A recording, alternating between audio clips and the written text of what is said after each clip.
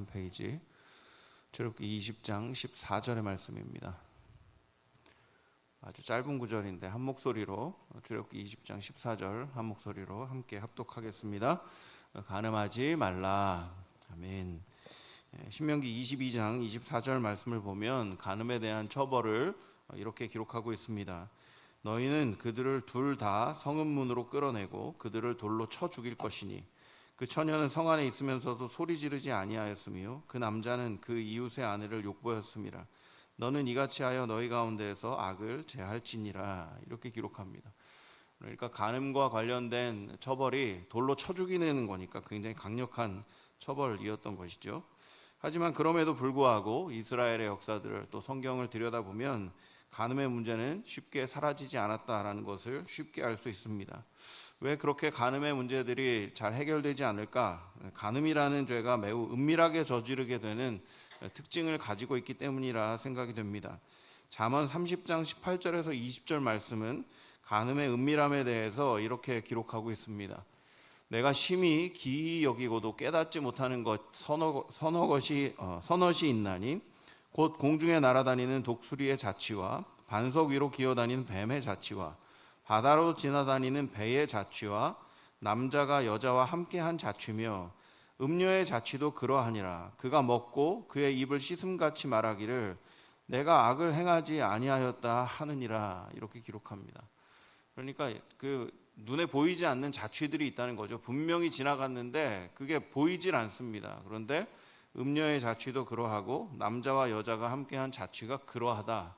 그냥 내가 입 씻고 나 죄 안 졌는데요 하면 어떻게 찾을 수도 없고 확인할 수도 없다라고 말하는 것이 바로 간음이라는 죄의 특징이다라고 성경도 이야기하고 있습니다. 또한 사람들의 생각 속에 간음은 사랑이기 때문에 죄가 아니다라는 인식이 강한 것 또한 간음죄가 잘 없어지지 않는, 해결되지 않는 큰 이유라 생각합니다.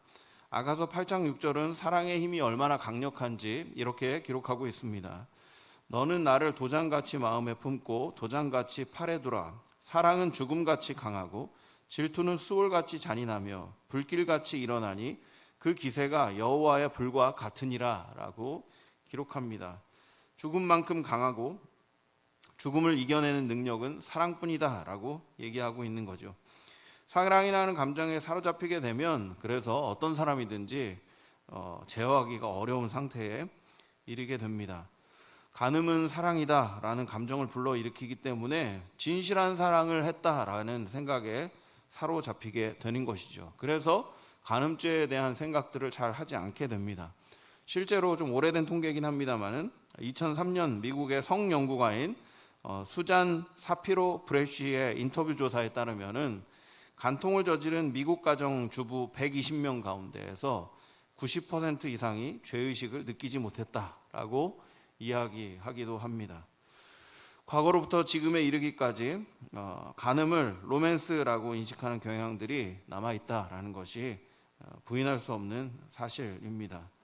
게다가 우리나라 같은 경우에는 간음죄, 간통죄가 이제 죄로 다루어지지 않고 있는 그런 현실에 이르게 됐고 교회 안에서도 이 간음과 관련된 문제들로 인해서 이런저런 갈등을 겪고 있는 것도 많이 보게 됩니다. 이러한 시대를 살고 있는 성도들에게 7계명은 어떻게 받아들여져야 되고 또 어떤 의미로 해석하고 또 살아가야 되는지를 돌아보는 것은 의미가 있다 생각합니다. 오늘 7계명을 함께 살피면서 7계명이 가지고 있는 의미 그리고 그것들을 마음에 새기는 시간이 되기를 원합니다.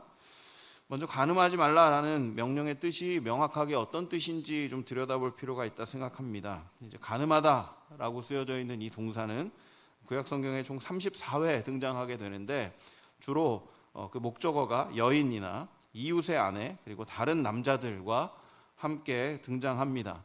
특별히 이 간음하다라는 동사가 제일 잘 드러난 의미가 제일 잘 드러난 구절이 레위기 20장 10절인데 그 구절을 한번 같이 보겠습니다. 레위기 20장 10절 말씀입니다.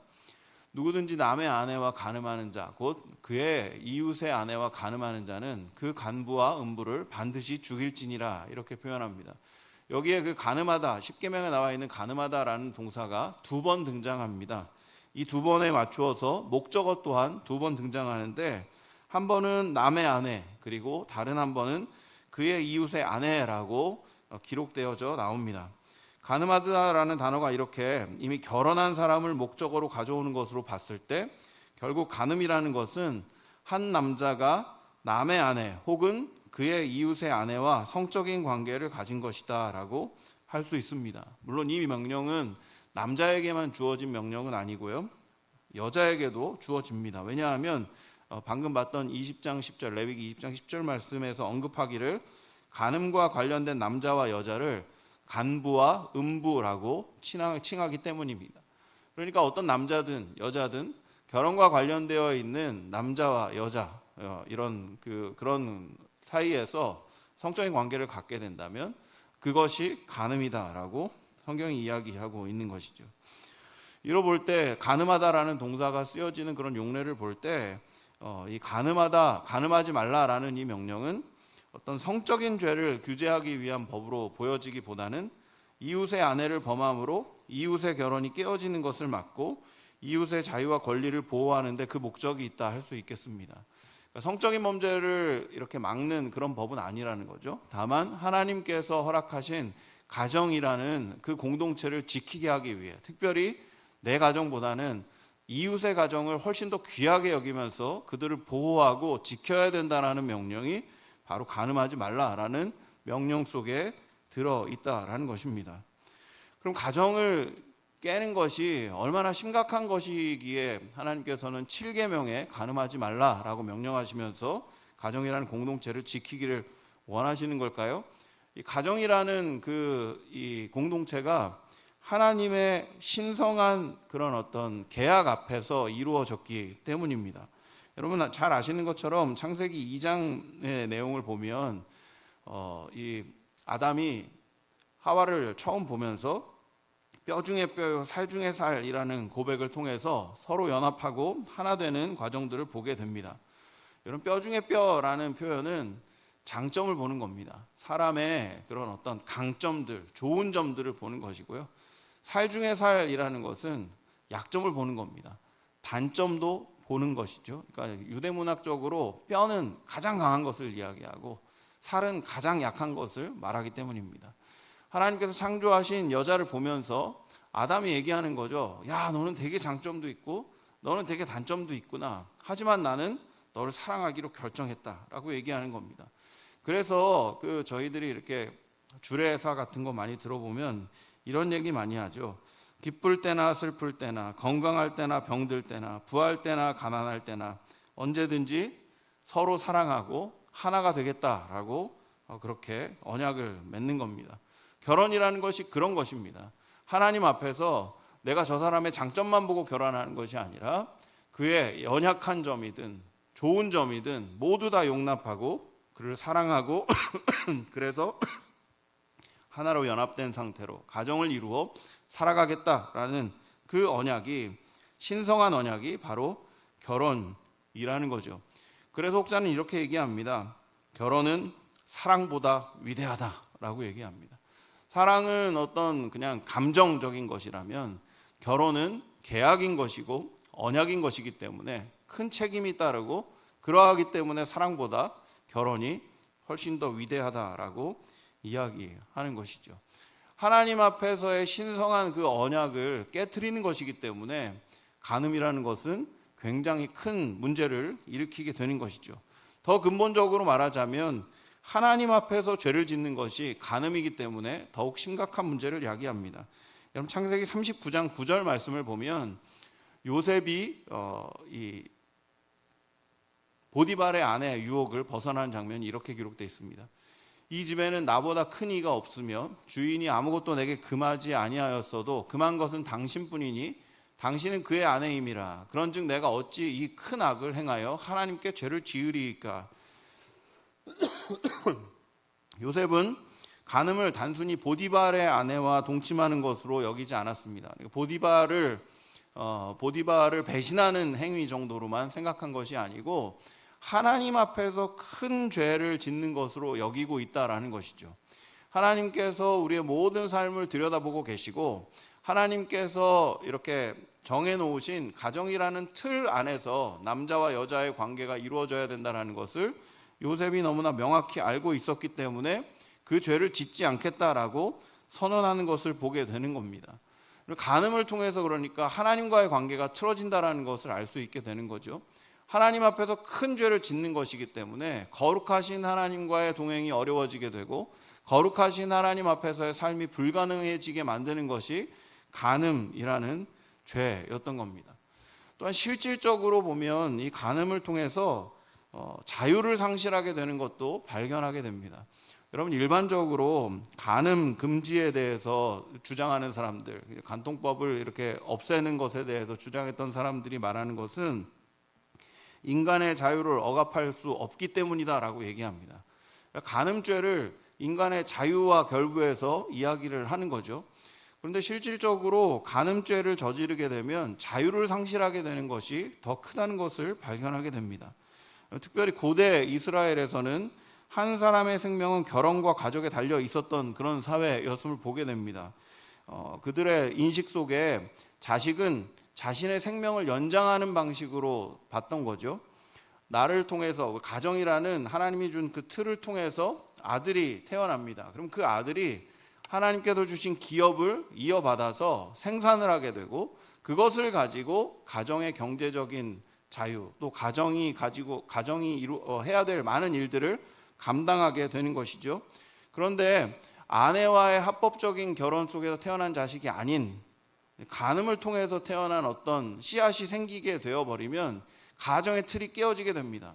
합법적으로 이렇게 이어져야 될 기업의 분배가 어려워지게 되고, 그렇게 되다 보면 내가 노후를 맞이하게 됐을 때, 간음을 저지른 사람이 노후를 맞이하게 됐을 때 누구로부터 봉양을 받아야 되는지에 대한 명확한 기준이 생기지 않게 되는 거죠.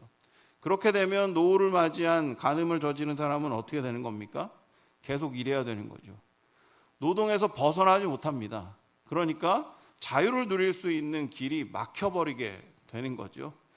그러니까 결국 자유를 누리기 위해서 간음죄를 저질렀다라고 주장하는 것도 실은 간음죄를 통해서 오히려 자유가 상실되고 더 자유로운 생활이 없어지게 되는 결론을 맞게 되는 것이 바로 간음죄다라고 성경이 이야기하고 또 삶이 이야기하는 것을 보게 됩니다. 그러하기 때문에 하나님께서는 이 간음죄를 굉장히 엄중하게 처벌했습니다. 아까 초반에 이야기했던 것처럼 신명기 22장 24절 말씀 보면 간음을 저지른 자는 돌로 쳐 죽이는 것으로 그렇게 처벌을 했던 것입니다. 사랑하는 여러분, 오늘 말씀 앞에서 우리가 귀하게 여겨야 되는 것이 다른 사람의 개인적인 삶, 또 내 개인적인 삶도 너무나 중요한 것이지만 하나님께서 세우신 공동체를 지키는 것, 가정이라는 공동체를 지켜가는 것도 우리에게 주어진 사명이라는 것을 돌아보는 시간이 되었으면 좋겠습니다. 하나님께서 허락하신 가정을 지키는 것은 그저 명령이기 때문에 지키는 것이 아니라 내 권리와 또 남의 권리, 내 생명과 남의 생명, 내 자유와 남의 자유를 지키는 그런 행위다라는 것에 대해서 마음에 새기는 시간이 되기를 원합니다. 간음은 그저 내 가정을 피폐하게 만드는 수준이 아닙니다. 이웃의 가정을 무너뜨리는 일입니다. 개인의 삶과 영적인 하나님과의 관계마저 무너뜨리는 매우 엄중한 결과를 가져오는 것이 바로 간음이라는 죄라는 것을 기억할 필요가 있습니다.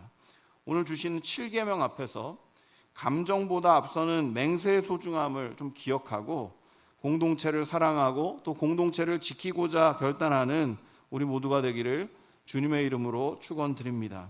하나님 앞에서 이웃을 참되게 사랑하고 하나님께서 허락하신 가정을 지켜가는 우리 모두가 되기를 주님의 이름으로 축원드립니다. 기도하겠습니다. 사랑과 은혜가 많으신 아버지 하나님, 오늘 7계명을 보면서 간음하다라는 죄가 단순히 성적인 범죄가 아니라 하나님께서 허락하신 가정이라는 공동체를 깨트리고 더 나아가서는 나의 삶과 나의 모든 것을 무너뜨린다라는 사실들을 돌아보게 해주시니 감사를 드립니다. 우리가 지켜야 될 것이 개인적인 삶뿐만 아니라 하나님께서 허락하신 공동체도 우리가 지켜가야 된다는 것들을 기억하며 오늘 주신 말씀을 마음에 새기고 하나님이 기뻐하시는 가정을 세워가기를, 또 하나님이 기뻐하실 가정을 지켜가기를 결단하는 우리 모두가 될 수 있도록 은혜를 베풀어 주시옵소서. 날마다 우리와 동행해 주시고 거룩한 삶을 허락해 주실 줄 믿사오며 예수님의 이름으로 기도드립니다. 아멘.